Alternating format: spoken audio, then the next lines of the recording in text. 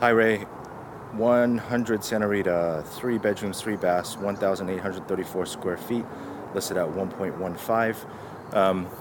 I know I mentioned this to you yesterday over the phone, but these are the cracks that I'm talking about. Up here is up to 3 inches wide. So, obviously there is something going on and there's movement here. And we need to figure that out. So that will only be in any kind of inspections. And here you can see another one. This is pretty significant. You can see the actual gap. My suspicion is that's kind of what's going on here and why it didn't move previously at 1.25.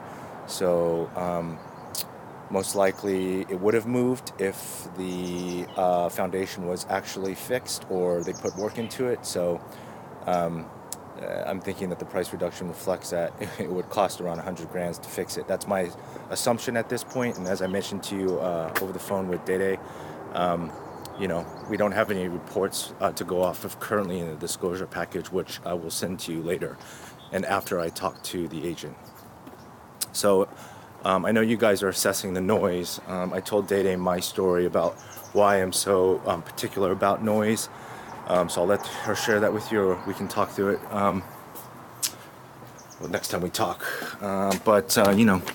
As Dede probably mentioned, and I already mentioned, the house is really beautiful inside. This is just the standard kind of modern approach that investors take when they do flips, because this is a flip. The owner had purchased this and did some work and tried to move it, and as we saw, it didn't work last year, or at the end of last year. So no high ceilings in this one, so it isn't going to feel as open and big, although the square footage again is on the larger side that we're looking at.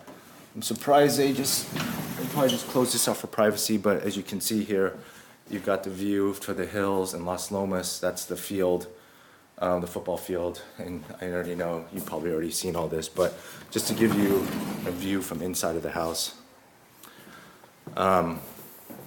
When you have both of those windows open, that's your view.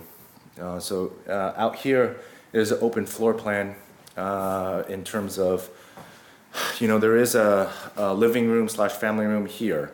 And downstairs is probably another living area or an actual room, which we'll get to. But, at least here in the living areas, you only have just a pretty significant kitchen with a big countertop. This is a little eating nook area here. And then again, you have your combo dining room, living area. So, probably the only place for a TV is going to be over that fireplace. And if you want a big one, you're going to have to bring that mantle down. But, it can definitely work. It just depends on what size TV you want.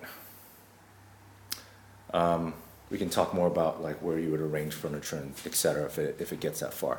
And as I mentioned already earlier, the floor feels fine when I walk through it. So it's not like they're sloping floors. It's just they're definitely, it has moved at some point, as you can tell in the driveway. So this is the laundry room. There's no appliances right now, but that's what this room is. You could probably convert that to a bathroom if you wanted at some point, because the hookup's already there.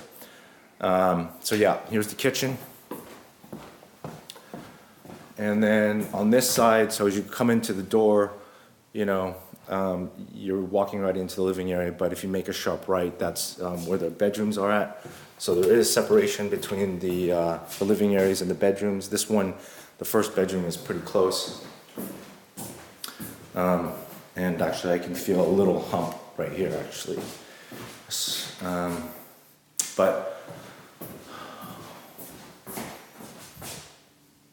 And we've talked a lot about this already, but my comments are, it looks beautiful and all, but this is not hard to do.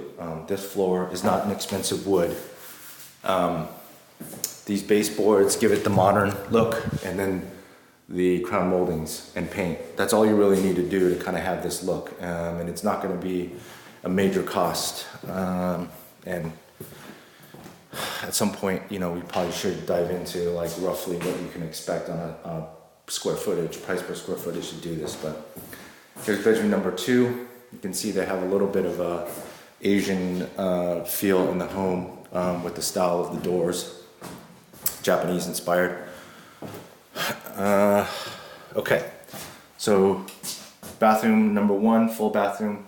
All this is redone. So countertops to the vanity bottoms, and then the full shower.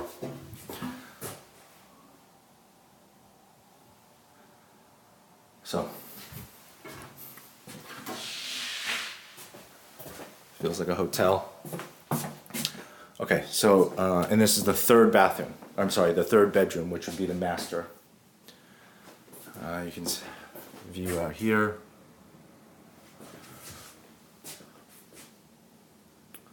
Bedroom, and they have a little.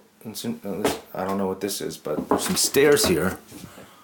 I guess just to help you, just to get you up here, so some more storage space. Kind of unnecessary to have those stairs, but to help. Closets. So these closets were just painted, and they're the original closets. And then the same style bathroom, exact same style, same tiling, and the shower. There's a rainfall shower, and then this is actually a different vanity, and countertop is the other one. That one was a little darker marble. Okay, so this is your master. Not the largest master, but yeah, there's probably not too much you can do to expand this, unfortunately, because on the other side is the bathroom, and then here's the garage. So not too much you can do. So this garage is.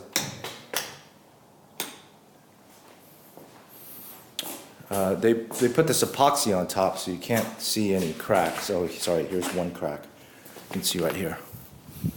So the actual garage is not bad, and you can see they just didn't they didn't finish it off with the ceiling. But you know, as far as the cabinets are concerned, there's no exposed beams on the right and left. They're pretty solid. So 2-car garage.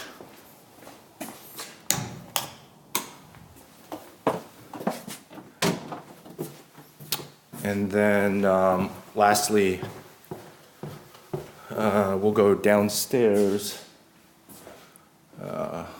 Sorry, downstairs over here. So again, there's 3 bedrooms up here. Here's the door, sorry. And then you have this room. This is actually going to get called out in the inspection. There's no handrail. This is a hazard. This is a room that's not accounted for, as I mentioned. It's not accounted for. As far as like it's not permitted, and they did put that in the disclosures. So you can see right here, there's a little bit of sloping right there from the gap between the baseboards and the floor. And then your third bathroom. Sorry, that's Eric. So I'm just gonna finish here. I'm gonna pick up the phone. You got a Toto floating toilet down here. So this is technically a 4th bedroom with access to outside. So I'm gonna call Eric back, and then I'll shoot a little bit more footage outside. Okay, thanks, Ray.